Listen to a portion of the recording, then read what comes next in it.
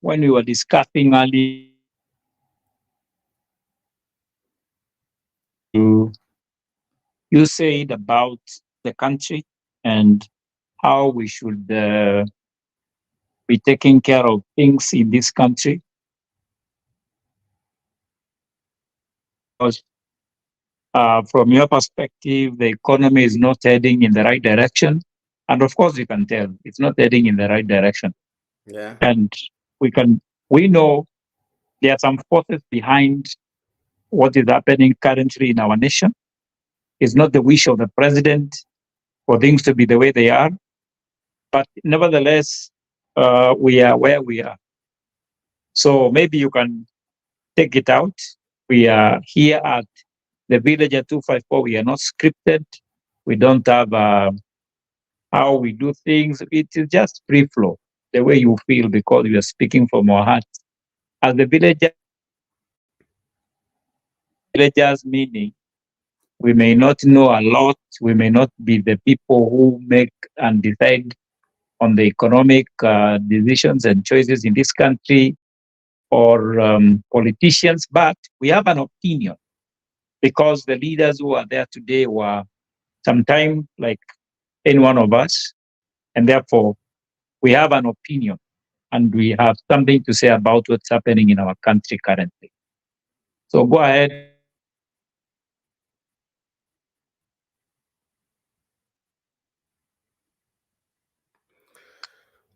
Um, I think, Patrick, what the government must do as at now in order to redeem the situation is that, in the first place, and as a matter of fact and urgency, the government must cut spending. There's a lot of excess of expenditure in government. And unless the current administration can actually downsize government spending, it can be very difficult for the economy to rise, because if you compare our government spending to governments in other countries in Africa, or probably out there in the senior economic links, you discover that our spending is too high. And as a matter of urgency, if I could advise the current administration, they should make sure that if they speak about austerity measures, these austerity measures need to be real, and we need to see action going forward. The areas where I see excess of government spending, I think, is the kind of expenditure we are seeing. You can imagine the kind of convoys that you see our elected leaders, move around with, the fuel guzzlers. If you compare the way our elected leaders, economies, the way the kind of spending that we see in their movement is not acceptable. And if the government could probably control that kind of expenditure, I think we can be able to free some money that can go into investment, which can create employment to the people who are wallowing in anti poverty without jobs. The other thing I can see is that the corruption issue must be handled, and I would strongly recommend that the people who have embezzled the government, public funds, like it happened in the other countries where fighting craft, is taken seriously. People should be responsible and they should return that money back to the exchequer, because if there is evidence that somebody has embezzled public funds walking free, why should they be living large? We've been seeing people, enjoying themselves, living posh life, lifestyles that are not commensurate. The government should now walk the talk and make sure that those people are brought to book, and not only being brought to book, they should pay back that money as soon as possible. The other thing is the conflicts that we are seeing happening in government, because if the president is not speaking in one voice with the deputy president, we expect the consequences that came with the previous administration to recur. So as a matter of urgency, the DP Gachagua should consider president dialogue, with both of them in ground, so that and I can assure you, and this should know, current conflict continue deepening, definitely to effect. I don't think whether we at the moment can afford, to contain the kind of we saw happening in the previous administration. And what I think they are hand-hands. They are witch hunters who are witch hunting, this position of a deputy president. Probably in the next election, there might be people who are eyeing that position. But I can assure you, it's too early. It's too early for them to start having such active politics, because I think the people who are coming in between, they don't mean well for this country. And if they were, then we would not see a situation where the deputy president has become a lone ranger, even denied opportunities with government that he was a lead ticket with the president. So going forward, I think those conflicts should end, because they will impact negatively in already ailing economy. The other thing is the cost of doing business. Cost of doing business is too high, and you can bear me witness. Go by, yes. Yeah, I'm asking. Don't you think, Patrick, before you go to what I mean is that before you go to the cost of living, maybe I can interject there and ask you, or just say this: what if the conflict between the president and the deputy it has been caused by probably the deputy president realizing that the president is not taking this country in the right direction?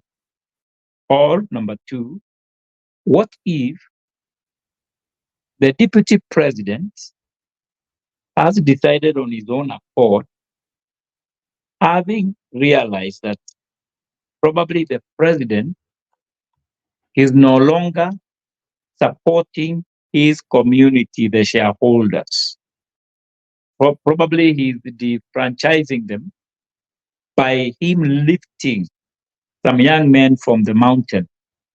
We are talking about Nidinyoro, Imani Chungwa, and the rest who are attacking the deputy president. What if the president has commissioned these young men, to fight the deputy president? Number three, what if actually no one is fighting Gachagua, but he's creating a space for himself because he has realized that the president has no intentions of running with him in 2027. So, and what if the deputy president has realized that the president sold our country to foreigners and is now serving the masters, the Western masters? And you know, Mzungu is worse than a Chinese when it comes to controlling our leaders. What if the president is a hostage of international community and international superpowers to do their will? Because it seems to me that the president has forgotten that hustlers elected him, and he came to office based on hustlers and mamambogas. So what if those four reasons are making the deputy president to be who he is? And I think we've not heard from the deputy president his genuine reasons why things are happening the way they are happening, because there must be something big and major between him and the president. And there is something Ashagwa knows, probably we don't know. So what if those four reasons are causing the deputy president to behave the way he's behaving? Maybe you can respond to that as you're going to the cost of doing business.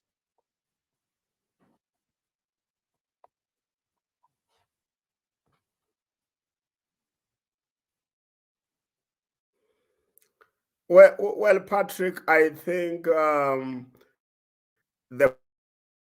president to understand the kind of damage he is doing to the economy.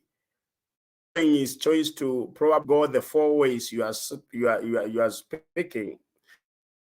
I think you should take heed of the voice of reason, because as you have just articulated, those four reasons, I want to concur with you 101%.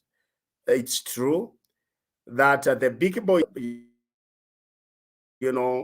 agreed with him. And what I think they are out to do, they are looking for investment opportunities on areas not quite augur well. That kind of opportunities that they are looking through dialogue with the president, and the president is ceding ground to allow them. It may not impact positively on the economy. So DP Gachagua, if Gachagua might have already discovered the four that you are talking about, it's adequate ground, adequate reason for him to behave the way he's behaving. But in the focal out in the domain that there are guys who are around the president. There are guys who are talking to the president, and it's like there is a game plan, to throw him out of the political for deputy president in the next term. And those guys who are becoming vocal every day that Gachagua is playing, is playing. There is I have every reason to believe that the guys who are talking to the president, and when they come out in the public domain, their words, guys are coveting this position of a deputy president. And come 2027, I think that they want to displace him out of the joint card for presidency and deputy president. So that is a reason that can make Gachagua behave the way he's behaving. But you have mentioned three very serious reasons why the president should consider dialogue. Because now, as you have said, and it's what I can say is now the elephant in the room. The elephant in the room may not be necessarily the guys who are probably coveting these come 2027. But the three other reasons you have mentioned and every Kenyan worry if the president could choose more that route. You know, the economy hurting, and I don't know knows the kind of problem people are facing at the bottom of the pyramid, the so-called Mamamboga guys and the other people. You know, when we see them living large, at the pinnacle of the pyramid, it hurts to believe that the three other reasons you have just mentioned, the president is well aware. I would expect probably the president to take heed of our cry, to listen to our voice of reason, and probably rethink his position. Because like his recent visit to the US, everybody was in a position to make a judgment. When the deal is too good, wise men say that you should think twice. So when you should think twice. when we see the close relationship the close relationship between the president and the US, you see, we to worry because the US has not been that close to Kenya, and we is playing against Kenya. Most likely, probably they have seen an area where they can invest and probably benefit more than we do. We don't want to dismiss opportunity, mutual benefits. But if it's a genuine mutual benefit, if the relationship we are seeing is founded on a foundation of mutual benefit, the two of those countries benefiting, we have no problem. But then the president should be very careful when he sees the big boys probably relating to him.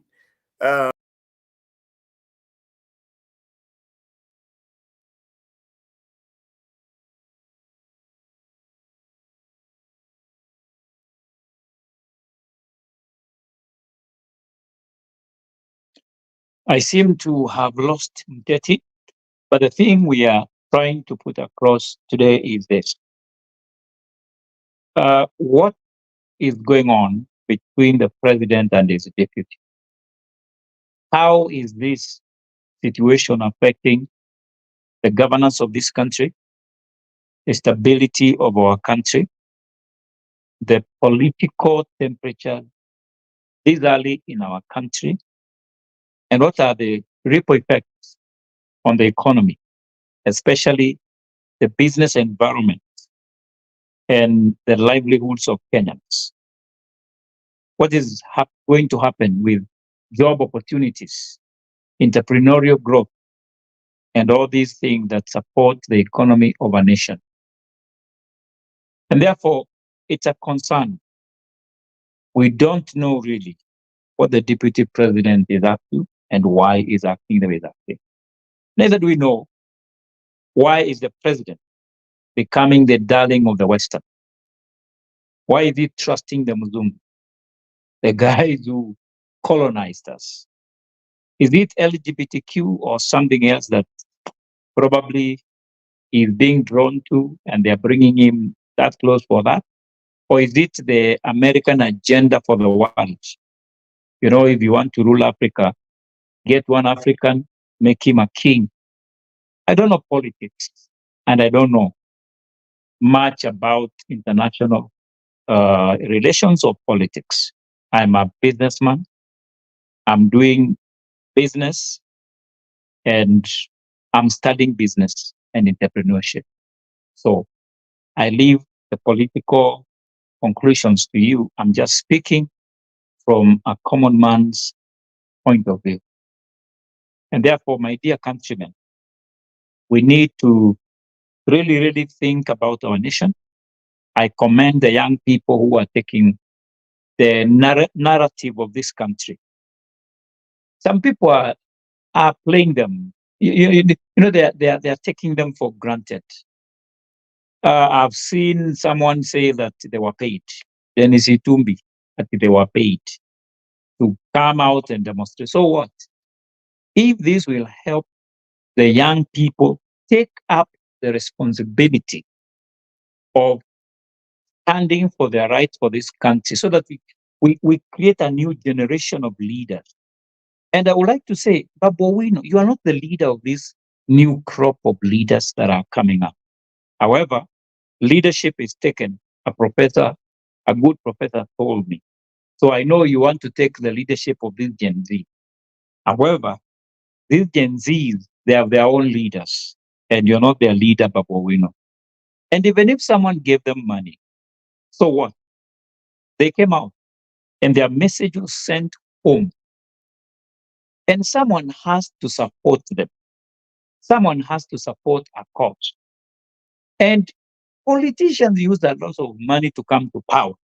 Is it a problem if Gen Zs are sponsored to go to the streets and demonstrate so that the government listens? What's wrong with that? Is there anything wrong with it? I elected President William Ruto. I still support him. I believe in his bitter agenda. I will keep on repeating this. But I must hold him accountable to me, the voter. What he promised me, he must deliver.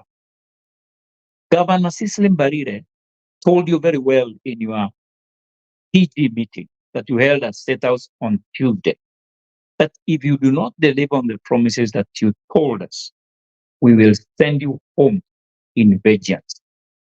Why? Because President Ruto, I trusted you, I believed you, I bought your vision, I bought your passion, and I bought your dream about this country. And I believed in you totally. But I must question you now whether indeed you are serving the Mama Mboga, the hustler, and the Boda Boda at this particular time when we're talking. Because it seems you no longer care. All you're caring is increasing taxes in the name of pain. I will ask you the question again as I asked you, sir. Why not lower your expenditures? Why must you spend 3.99 trillion? Why not 3 trillion? We begin there, then we go on cutting it, reducing it. Okay, you are saying the only money you can reduce is development. Why development and not recurring expenditures? Why not cut the recurring expenditures? What's wrong with the house that you left at current? That it must be repaired with the 600 plus millions while it was built.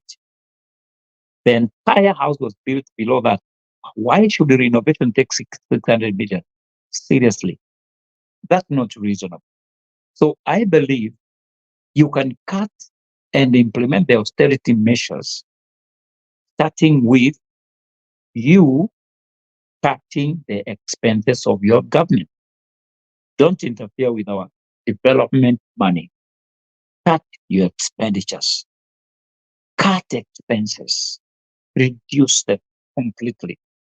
And I believe we can live within our means. So, Mr. President, so when you're talking about living within our means, then you are setting aside $1 billion to repair deputy president's residence and your state house, and then cash for the deputy president for 200 million. I have nothing against His Excellency Gashagwa. No. As a person, no. But I have everything against money being spent the way you want to spend it. Okay, what do I know? Nothing. But I have feelings and I'm being affected by what is happening in our country. And I must speak out. And this is my view.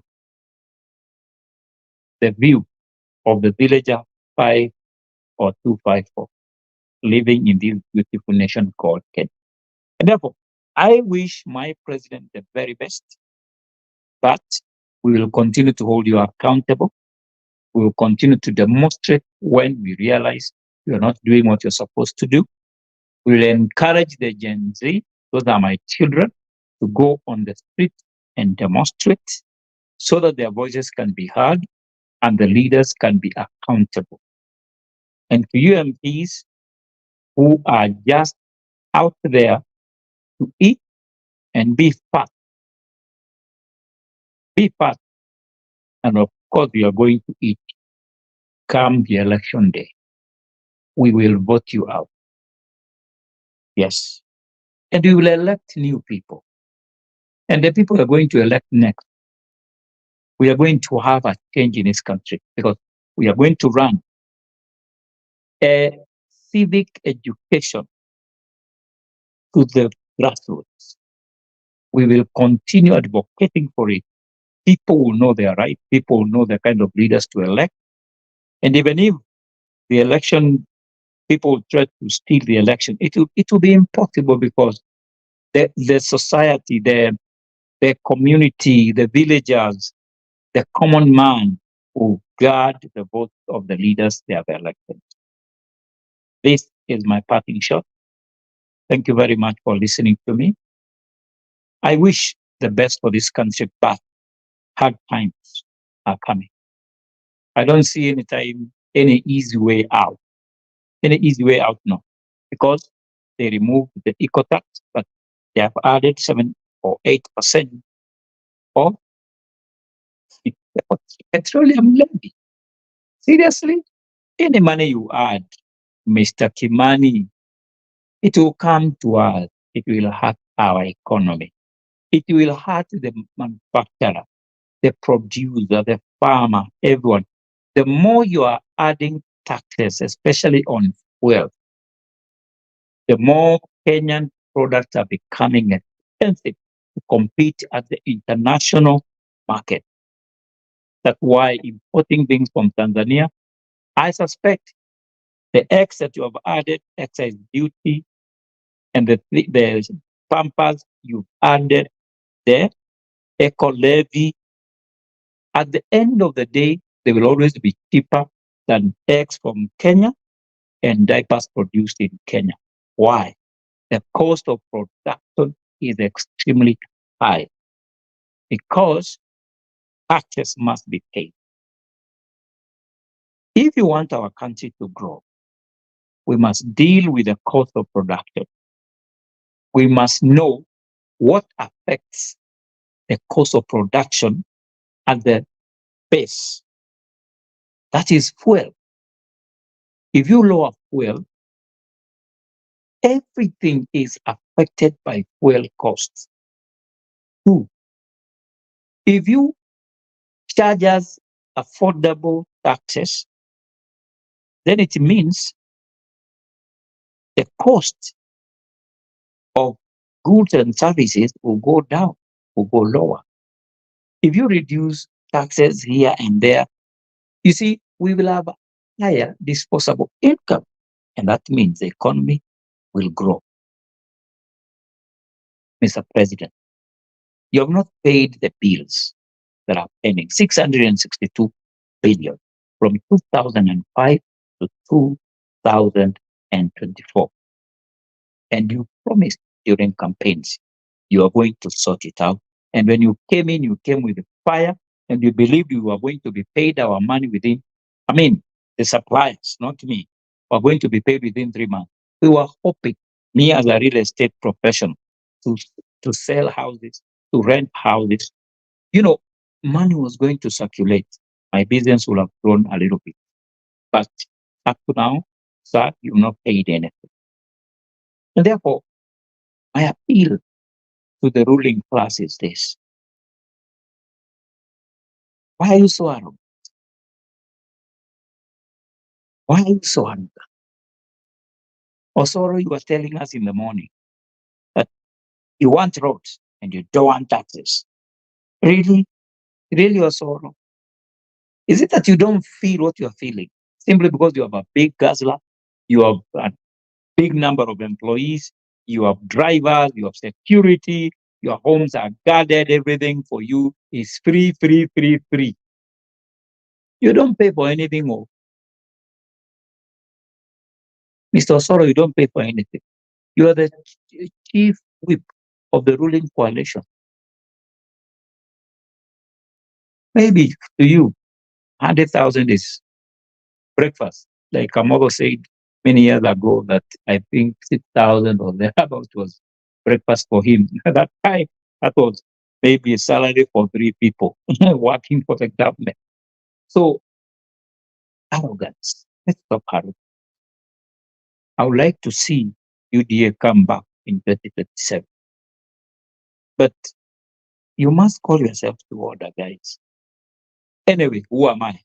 What do I know? I'm just a villager making noise. Thank you. Good night. This is the Villager 254.